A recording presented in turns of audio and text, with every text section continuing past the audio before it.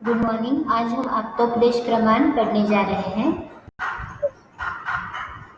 तो पहले सिनोनिम्स, इसके पर्याय क्या क्या हैं? आप्तवचन, आप्तश्रुति, शब्द प्रमाण, आगम, ऐतिह्य एंड उपदेश। तो ये आप्तोपदेश प्रमाण के अलग अलग पर्याय नाम है। इम्पोर्टेंस ऑफ आप्तोपदेश बाद में देखेंगे। तो फर्स्ट हम देखते हैं आप्तोपदेश की डेफिनेशन। देखने से पहले हम आप्त की डेफिनेशन देखते हैं। व्हाट इज आप्त? फर्स्ट, सेकंड वाले, आप्तस्तु यथार्थ वक्ता। हु इज आप्त? स्पीक रियल और ट्रूथ। सेकंड डेफिनेशन, आप्ता उपदेष्टा पुरुषः। आप्ता इज ए गाइड और टीचर। उपदेश करने वाला इज कॉल्ड एज उपदेष्टा पुरुष। तो आप्त की डेफिनेशन है आप्तस्तु यथार्थ वक्ता। सेकंड डेफिनेशन आप्ता उपदेष्टा पुरुषः। एंड थर्ड डेफिनेशन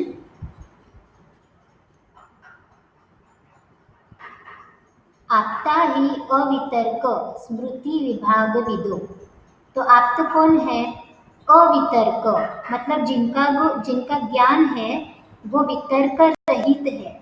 वितर्क मीन्स अनिश्चित ज्ञान एंड अवितर्क मीन्स निश्चित नॉलेज, निश्चित ज्ञान। तो आप्ता ही अवितर्क। तो आप्त कौन है? जिनका ज्ञान अवितर्क है, मतलब निश्चय है, निश्चित है। स्मृति विभागवित, स्मृति रहित है, मतलब उन्हें किसी भी चीज को स्मरण करने की जरूरत नहीं होती। उनको जो ज्ञान होता है वो स्मरण से नहीं होता, प्रत्यक्ष से होता है। विभाग मतलब विभाग रहित। विभाग रहित मीन्स किसी सब्जेक्ट का, किसी पर्टिकुलर विषय का ज्ञान सिर्फ एक देश का ज्ञान नहीं होता। विभाग मीन्स किसी सब्जेक्ट का कोई एक पार्ट, दैट इज एक देश। तो उनको कोई एक ही देश का नॉलेज नहीं होता, बल्कि उनको संपूर्ण विषय का नॉलेज होता है, दैट इज विभाग विद। विद मतलब जानने वाले या उनको नॉलेज होता है। तो यहाँ पे तीन है वर्ड्स, अवितर्क, स्मृति रहित, विभाग रहित और एक देश रहित एंड संपूर्ण ज्ञान, संपूर्ण नॉलेज। तो आप्ता ही अवितर्क स्मृति विभाग विदो। नेक्स्ट, निष्प्रीति उपताप दर्शिनश्च। ये इम्पोर्टेंट लक्षण है, ये लक्षण टीचर में भी होने चाहिए। निष्प्रीति मतलब पर्टिकुलर किसी एक चीज के साथ आसक्ति ना होना, किसी एक स्टूडेंट के ऊपर ज्यादा प्रीति या आसक्ति ना होना। एंड उपताप दर्शिनस्य, निहि उपताप दर्शिनस्य मतलब राग या द्वेष ना दिखाना, किसी पर्टिकुलर स्टूडेंट के ऊपर राग या द्वेष ना दिखाना। तो इसका मतलब है किसी के प्रति आसक्ति भी ना रखना और किसी के प्रति राग या द्वेष भी ना रखना। तो उनके लिए सारी चीजें सिमिलर है, समान होती है। दैट इज निष्प्रीति उपताप दर्शिनश्च। तेषाम एव गुणयोगात् यद्वचनम तत् प्रमाणम। तो आप ऐसे होते हैं और इनमें ये सारे गुण होने के कारण, तेषाम एव गुणयोगात्, ये सारे गुण होने के कारण वो जो भी वचन बोलते हैं वो हमारे लिए प्रमाण होता है, दैट इज यद वचनम तत् प्रमाणम। तो हमने देखे आप्त के तीन डेफिनेशंस। आप्तोपदेश प्रमाण सीखने से पहले हमें पता होना चाहिए कि व्हाट इज आप्त। तो आप्त के यहाँ पे हमने तीन डेफिनेशन देखे। आप्तस्तु यथार्थ वक्ता, उपदेष्टा पुरुष एंड 6 वाली डेफिनेशन। इसके बाद देखेंगे आप्तोपदेश की डेफिनेशन। तो आप्तोपदेशः शब्दः, आप्तोपदेश इज नोन एज शब्द प्रमाण, फर्स्ट वाली डेफिनेशन। अगेन आप्तवचनम आप्तोपदेशः, तत्र आप्तोपदेशो नाम आप्तवचन। ऐसे आप्तों ने बोला हुआ वचन इज कॉल्ड एज आप्तोपदेश। तो आप्त कैसे होना चाहिए ये हमने ऑलरेडी देखा है।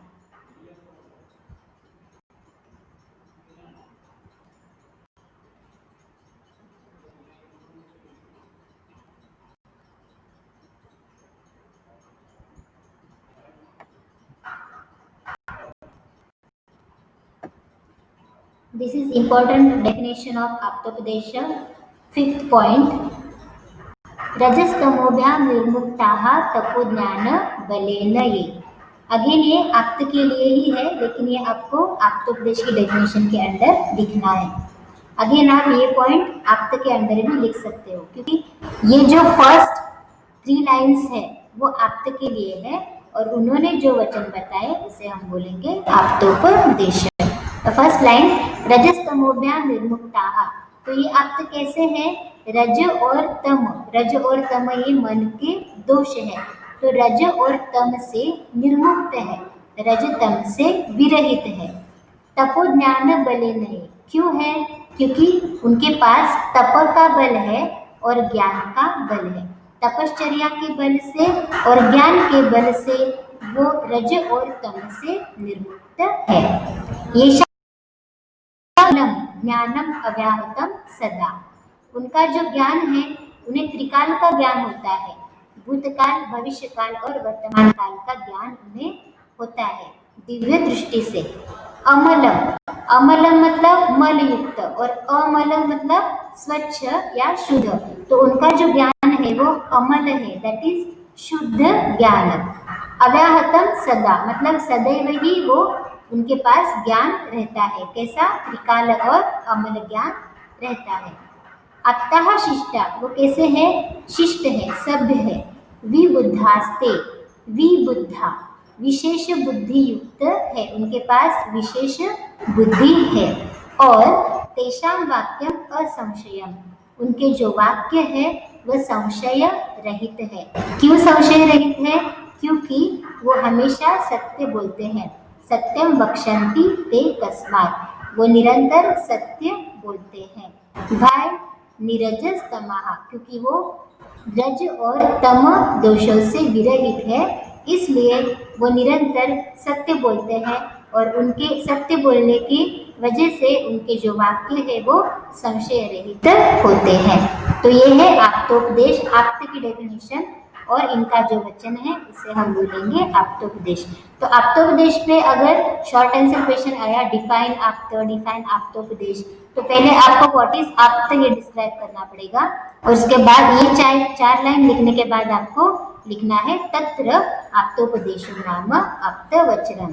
तो ये है आप्त के लिए और ये है आप्तोपदेश के लिए। तो यहाँ तक हमने आप्तोपदेश की डेफिनेशन देखी।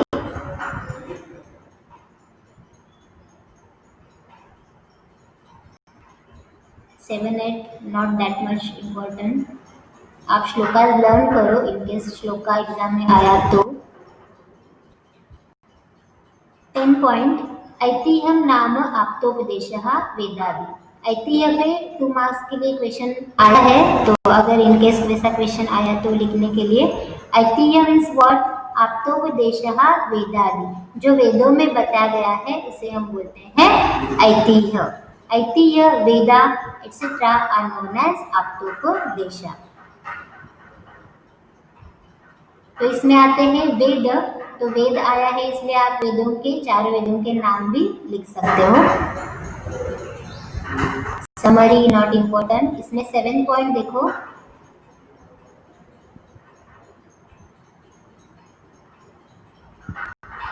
फोर्थ पॉइंट देखो, वेदास आर अपौरुषेय। अगेन ये आप लिखोगे ऐतिह्य के अंदर, वेदास आर अपौरुषेय एंड ईश्वर प्रोक्त। ऐसा कहा जाता है कि वेदास को किसी मनुष्य ने नहीं लिखा है, किसी पुरुष ने नहीं लिखा है, इसलिए इसे बोला जाता है अपौरुषेय। मतलब ये ईश्वर ने बताया है, ईश्वर ने लिखे है, दैट इज ईश्वर प्रोक्त, ईश्वर ने बताए हुए। Hence, authentic source of true knowledge. So Vedas are authentic source for us and for true knowledge. So this can be written in Aitihya Praman or Aitihya point for 2 marks. इसके बाद what is शब्द? अगर शब्द के ऊपर short answer question आया तो क्या लिखना है?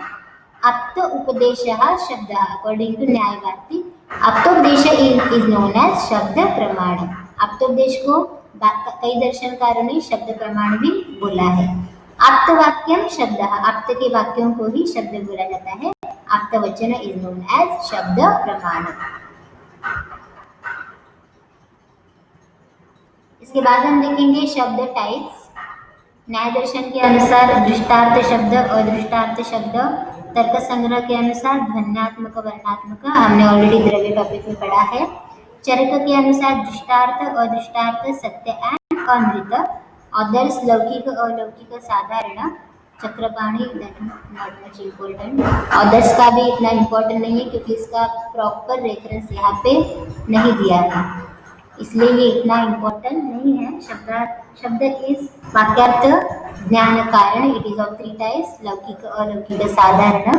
लौकिक को रियल बोला है, non controversial words spoken by आप्त इन सपोर्ट ऑफ वेदा अलौकिक शब्द। आपको लिखना है तो आप ये पॉइंट लिख सकते हो, इतना इम्पोर्टेंट नहीं है क्योंकि इसका प्रॉपर रेफरेंस नहीं दिया है।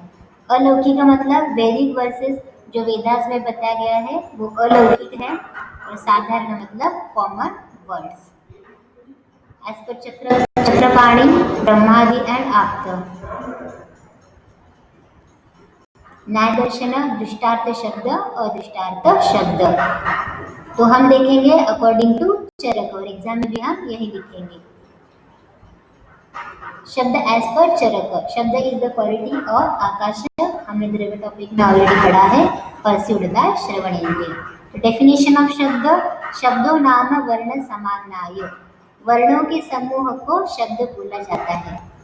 सह चतुर्विधः दृष्टार्थश्च, अदृष्टार्थश्च, सत्यश्च, अनृतश्च। चरक क्रमांक 8। शब्द इज द कॉम्बिनेशन ऑफ वर्ण, दैट इज लेटर्स। द शब्द is of 4 types, they are दृष्टार्थ, अदृष्टार्थ, सत्य एंड अनृत। फर्स्ट, दृष्टार्थ शब्द। The meaning can be realized or observed or experienced directly.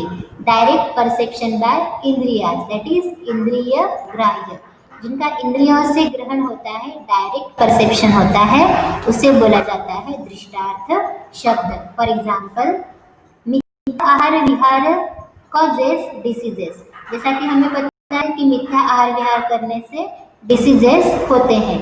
Again असाथ में इंद्रिय अर्थ संयोग कॉल्ड कॉजेस डिसीजेस, दोष धातु में लगे प्रकोप एंड शमन।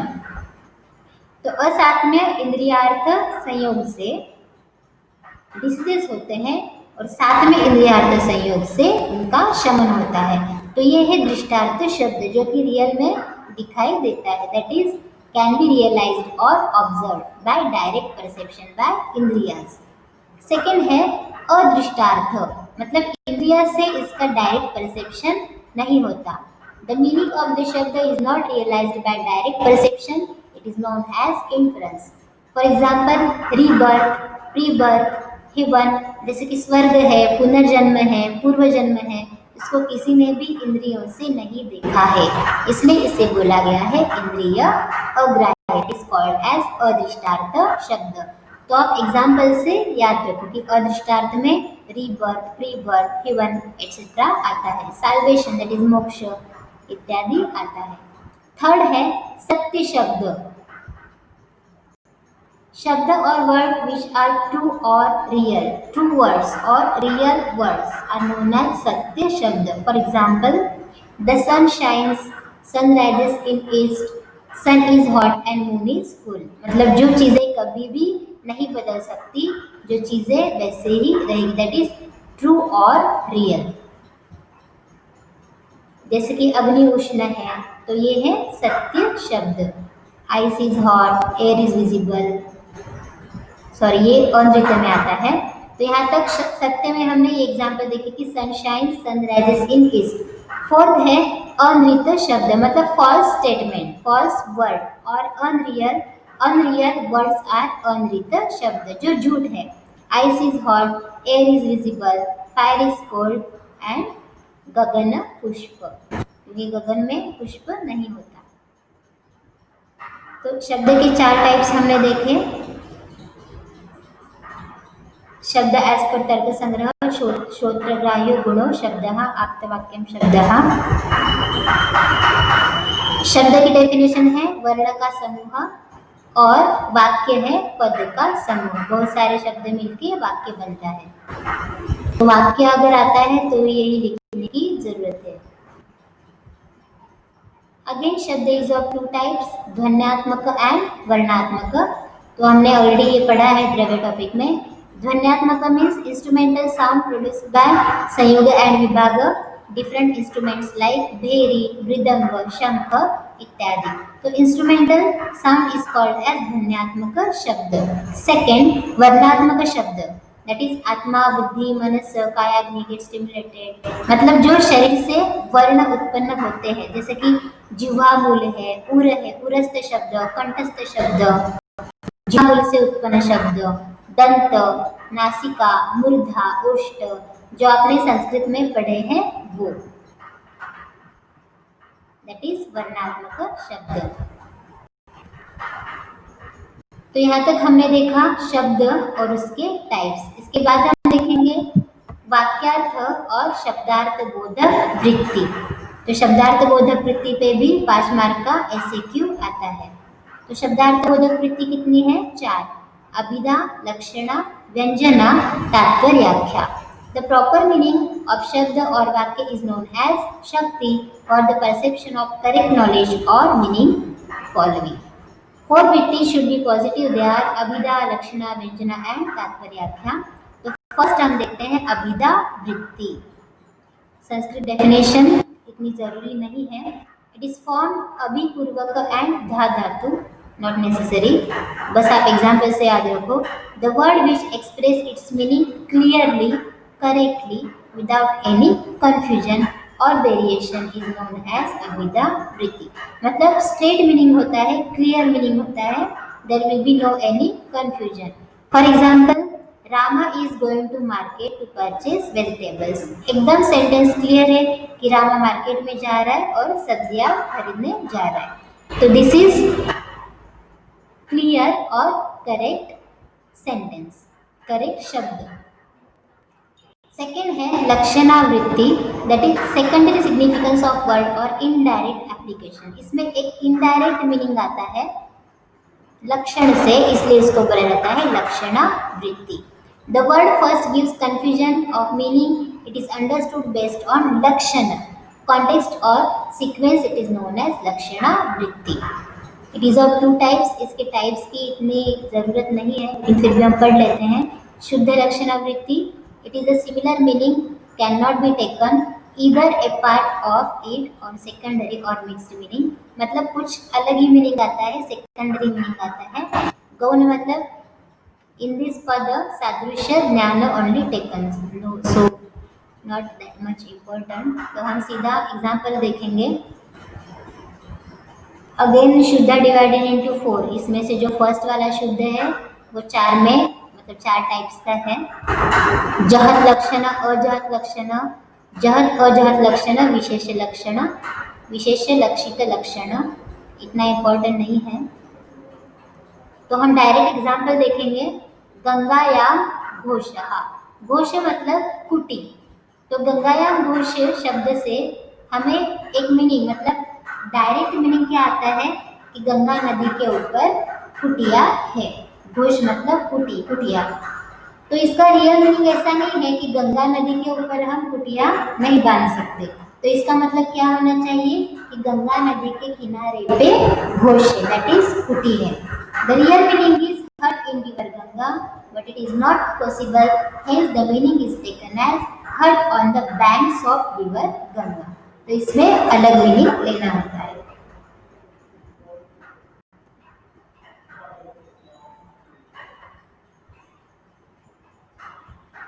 थर्ड है व्यंजन वृत्ति।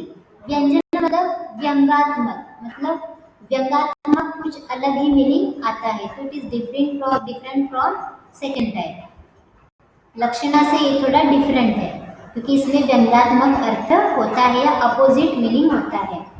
फॉर एग्जाम्पल, थोड़ा सा इसको डिस्क्राइब करते हैं। अंडरस्टैंडिंग द अभिधा type of sentence followed by लक्षणा is in opposite sense is known as व्यंजन वृत्ति। It is known by the usage of words differently at that sequence। तो डायरेक्ट हम एग्जाम्पल देखेंगे, जैसे कि Rama after wandering entire day came to home and asked his mother for food. जैसे कि समझो कि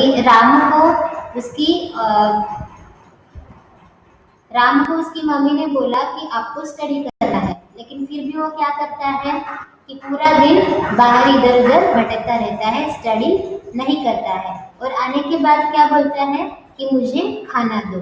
तो मम्मी क्या बोलती है, मतलब व्यंग्यात्मक बोलती है, दैट इज सरकास्टिकली बोलती है कि आओ मैं तुमको खाना देती हूँ, खाना परोसती हूँ। तो इससे मीनिंग क्या लेगा कि इसमें डायरेक्ट मीनिंग नहीं रहेगा कि शायद मम्मी मार देने वाली है तो खाना नहीं देने वाली। तो ये इसमें क्या हुआ, एक अपोजिट मीनिंग हुआ। तो ये अपोजिट मीनिंग उस राम ने कैसे लिया, क्योंकि राम को पता है कि वो दिन भर इधर उधर भटका था, उसने स्टडी नहीं किया था। तो इसलिए Rama after wondering entire day came to home and asked his mother for food. If she replied, "Come, I will give you food," in angry mood, which gives the meaning of punishment, is known as व्यंजन वृत्ति। तो बस example से आप इसको याद रखो। One word with different meaning. Again सूर्यास्त ओवर मीन्स टाइम ऑफ संध्या वंदना, शॉप क्लोजिंग, मतलब अलग अलग मीनिंग लिए जाते हैं। तो बस आप राम का एग्जाम्पल याद रखो। फोर्थ है तात्पर्याख्या। One word may possess different meaning. Selecting the meaning as per the constant sequence is known as तात्पर्याख्या। तो इसको भी आप मीनिंग से ही, एग्जाम्पल से याद रखो कि सैंधवम आनय, मतलब सैंधव लेकर आओ। तो सैंधव के दो मीनिंग है, एक है सैंधव नमक, और दूसरा है कि सैंधव, मतलब ये हॉर्स के लिए भी एक सिनोनिम है, मतलब घोड़ा। तो अगर युद्ध भूमि में बोला गया सैंधवम आने, तो इसका मतलब क्या है, if it is used in battlefield gives the meaning to bring the horse. मतलब अगर युद्ध भूमि में बोला तो इसका मीनिंग लेना है कि घोड़ा लेना है, but it is used at dining table gives the meaning to bring the sword. तो ये according to situation meaning changes. तो यहाँ पे सैंधवम आने आप एग्जाम्पल से याद रखो। अभी उन्होंने स्वीटी का एग्जाम्पल दिया है, आप सैंधव का एग्जाम्पल याद रखो। तो इसके बाद हम देखेंगे वाक्यार्थ ज्ञान हेतु, वो नेक्स्ट लेक्चर में देखते हैं।